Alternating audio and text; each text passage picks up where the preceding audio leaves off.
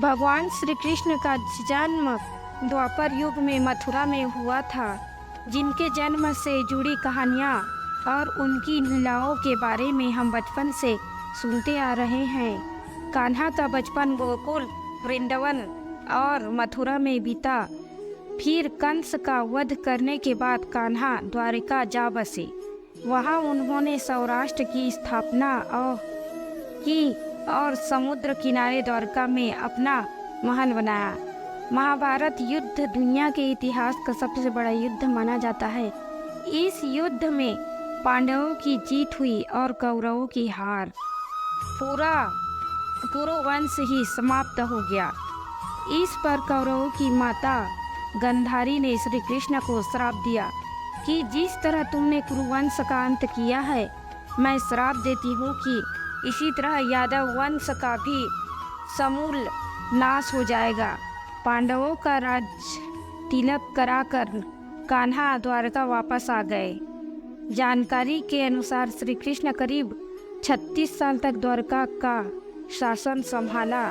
फिर महारानी गंधारी ने श्राप के आकार लेना शुरू कर दिया और एक दिन प्रभास क्षेत्र में प्रवेश करते ही यदुवंशियों की मति भ्रमित हो गई और वे अपने साथियों को ही अपना शत्रु समझकर एक दूसरे के प्राण लेने लगे।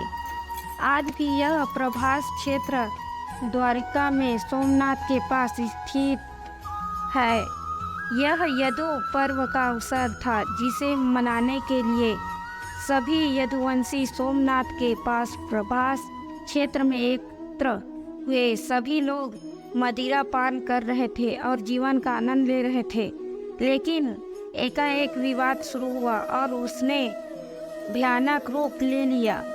सभी की मति भ्रमित हो गई और उन्होंने एक दूसरे को जान से मारना शुरू कर दिया। जब श्री कृष्ण और बलराम जी को इस घटना का ज्ञान हुआ तो उन्होंने बचे हुए कुछ यदुवंशियों को संभाला, लेकिन तब तक बहुत विलंब हो चुका था। अपने ही लोगों द्वारा रक्तपात देखकर बलराम जी ने श्री कृष्ण से कहा, हे कान्हा, अब यहाँ मन नहीं लगता है मेरी, अपने लोग जाने की इच्छा करने लगी है। इतना कहकर बलराम जी श्री कृष्ण से विदा लेकर बैकुंठ को लौट गए। बलराम जी को विष्णु भगवान के आसन श्री शेषनाग का अवतार माना जाता है।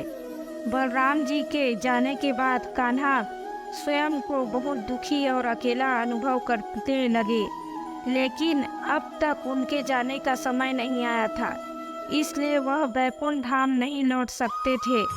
अपने परिजनों की याद में श्री कृष्ण आभास क्षेत्र में ही रहने लगे और फिर एक दिन जब वह एक वृक्ष की छांव में बैठे अतीत और भविष्य के विषय में विचार कर रहे थे, तभी जरा नाम के एक शिकारी का तीर उनके पैर में आकर लगा।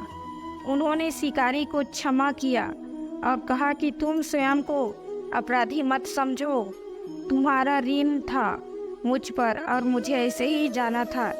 इसके बाद श्री कृष्ण बैकुंठ को लौट गए। जिस जगह श्री कृष्ण ने अपने प्राण त्यागे वह स्थान सोमनाथ के पास भालका तीर्थ के नाम से प्रसिद्ध है। श्री कृष्ण के जाने के साथ ही यदुवंश का राज भी धीरे धीरे